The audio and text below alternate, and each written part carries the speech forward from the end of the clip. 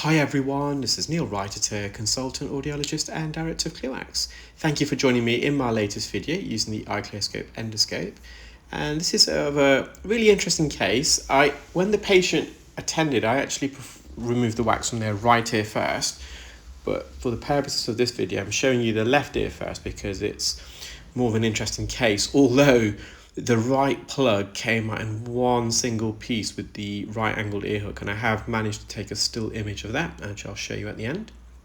So this patient has attended a year or two ago and with a similar set of symptoms, so reduced hearing, had quite a lot of itchiness in the ear, and of course oral fullness where his ear just feels blocked, and a bit of occlusion and autonomy where you can hear internal sounds and your own voice inside your head, because with all this obstruction, when you speak or when you chew, for example, when you crunch on a crisp or bite on a biscuit, these internal sounds typically escape out of the ear, but because of all this debris, wax, dead skin, it gets trapped in the middle ear behind the eardrum, and it's amplified in your head.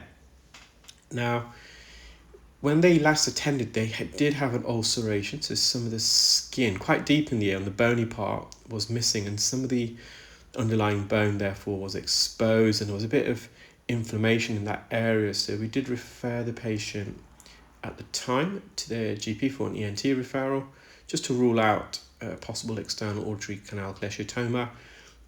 They visited ENT, and from what I understand, is that some more dead skin had collected in the meantime, and they applied some antibacterial ointment cream in that area, and at the follow-up everything was fine. This infection had cleared, and the skin had begun to regrow. But what can sometimes happen is when you have some exposed bone and that bone dies, so you get sequestration of the bone, the skin, when it tries to re-heal, it doesn't become quite flat. So it doesn't heal flat on that area because some of the bone is missing. And the skin can then look like a skin tag or a flap of skin. And sometimes it can have ridges around the end. And that's what's going to appear once I remove all this debris in that exact same region. They did have some more exposed bone on the anterior canal wall as well, which you will see. Sometimes you can mistake, and it's quite a tricky one, exposed bone for embedded hardened keratin, because embedded keratin can be quite dry and crusted, and it's almost a yellowy appearance, a bit like the bone. But that area was quite sensitive to the patient when we cleared that. So again, I've just referred back to ENT. I did show a local ENT colleague of mine some images, and they just recommended just to refer back because of their previous history as well. So this plug here, it's a bit of wax, but quite a lot of dead skin as well. It's really crusted. At the base, you'll see some more wetter skin. So I'm just using the curette now. I'm trying to get over the top. Because of the design of the curette, it's got a tapered tip. We can actually use it to embed in. Somewhat like an ear hook, but then you've got more surface area as well. So with these plugs, the surface is generally quite dry and crusted, but the core is a bit softer. So sometimes with a curette, as you try and extract it, it can just smother it and smear it at the base, and it's happened slightly here. So I'm just going to go in with the suction and lift it up and away. You can see why and understand why this patient is experiencing quite a lot of itchiness. And so whenever you see this dampish keratin skin at the base of the plug in particular, just want to go back in and clear out as much as you can, because you just don't know what's lurking underneath. And you can probably see the floor of the ear canal is a bit bumpy, it's wavy, which can impede the natural migration of skin, and then you can have dead skin cysts forming in the ear, and there's always then a potential that these dead skin cysts can then develop into an external auditory canal cholesteatoma. They release proteolytic lysosomal enzymes, which then begin to chew up the flesh and the underlying bone. And then the bone gets infected. You also get bacterial involvement, which also releases proteolytic enzymes. And then if the bone gets infected, the temporal bone, it can spread to adjacent structures. For example, if it's at the front part of the ear canal, towards the temporomandibular joint. Posteriorly, it's at the back part of the ear canal, the mastoid cavity. And then potentially, and it's rare, but it can grow upwards, even invade the middle ear space. But yeah, if that bone gets infected, it's a form of osteomyelitis, an infection of the bone. It can just spread around the ear, and because your skull base is on top of your ear, you're just going to be really cautious and careful, because it can, in the worst case scenario, lead to meningitis or brain abscess.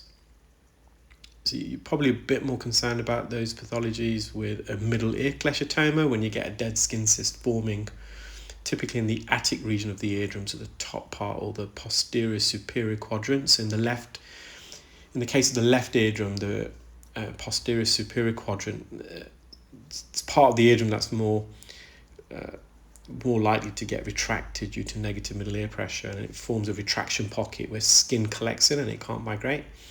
So in the case of the left eardrum, that'll be between the northeast region. In the right side, it will be northwest. And you can see I'm just retrieving this plug. It's quite a large plug. I'm just trying to wriggle it through. The base of it, all that white material, kind of mushy dead skin. It's really reflective, as you can see. So I thought that would be all of it, but there's still some residual wax and skin, and coating the canal. You can see all this dead keratin. So I'm going to try and remove the majority. I think there's some residual skin left on the anterior canal wall, but the patient did develop vertigo during the procedure, and that can sometimes happen. More so when you work at the floor of the ear canal or the back wall, the lower section. You have a nerve running there called the Arnold's nerve, and that's connected to the vagus nerve. And if that nerve is triggered, what happens is your heart rate reduces and your blood vessels dilate, and the net effect is that you have less blood flow to your brain, and it can lead to dizziness, vertigo, and also fainting. We call that auditory syncope. And this patient just did get a bit pale, and they would get dizzy. They did settle down, but we've got to refer in any case to ENT. So you can't see that flap of skin that hasn't healed flat on the bone, on that where the area of the dead bone is just yet, but you will see it in a moment. And that skin that hasn't quite grown in the manner that it should. It's just coated, surrounded by some dead skin itself. And you can probably start to see it now, just behind the flap of skin. I'm peeling away that redder section, and it's going to become more visible in a moment. So what my ENT colleague says is sometimes underneath this there might still be some exposed bone, and that bone is dead, and it kind of just stops the skin healing flat against it when it's dead bone. And sometimes what they do is they can do it under general anesthetic, but even under local anesthetic, they can numb the ear in that region and almost scrape out the dead bone. So all you have is a live bone, if you like, which then facilitates the healing process and the skin regrowing flat on that area of bone.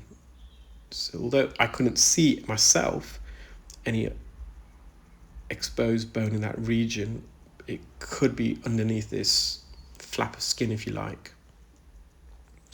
So I'm just trying to get some of the white dead skin off this underneath. But it's quite tough to do. I got them much out as possible. It's almost looks like a tail of skin. Wasn't able to get any more out in that region, so I'm just peeling some skin off here. I'm using the fine end suction probe, of course. And then there's some skin more laterally, just gonna try and take some of this away. And I think this is in this region, and also when I was working deeper where that tail of skin was, it began to trigger the vasovagal response. So that's where we stimulate the vagus nerve and, well, the Arnold's nerve, which is a branch of the vagus nerve in the case of the ear, and then the heart rate reduces, the blood vessels dilate, but the dizziness and faintness didn't come on straight away. It was a bit of a delayed reaction. So again, there's just some skin here, and we're just hovering over. You can see some of that skin is slightly,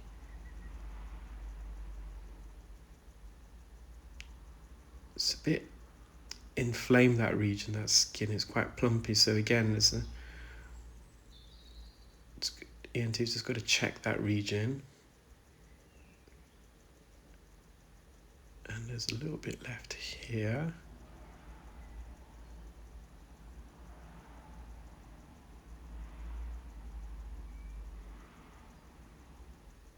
Just got to be careful not to make contact with the bony part. And it's this region here where I believe they had some exposed bone. It just felt like it when I cleared some of the outer debris. It was rock solid. It's just a little piece.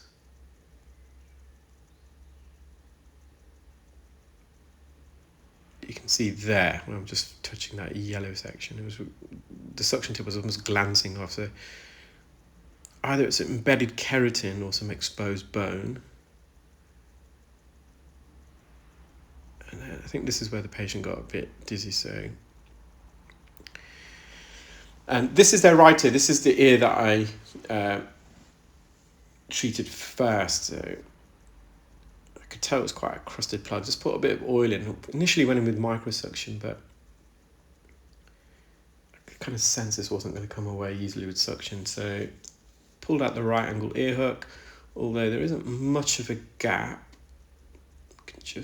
Well, there is a slight gap there. Because of the tapered tip, we're going to embed into the middle of this now and then slowly come away. And this comes out in just a single extraction. As I said, you'll see the still image at the end. As I'm bringing the hook out, I'm going to just go around the bends of the ear canal. So it's quite a whopper, that. Should have measured it, but it's probably about 2.5 centimeters, the entire length of the ear canal. And that's the eardrum. It looks nice and healthy. Just going to have a look inside because there's a bit of humidity there. And that's that plug. So that deeper part of the plug at the top, that was the deeper region of the ear. The tail at the end, that was more lateral near the entrance. Well, I hope you enjoyed that video, guys. Take care, keep well, and speak soon. Bye.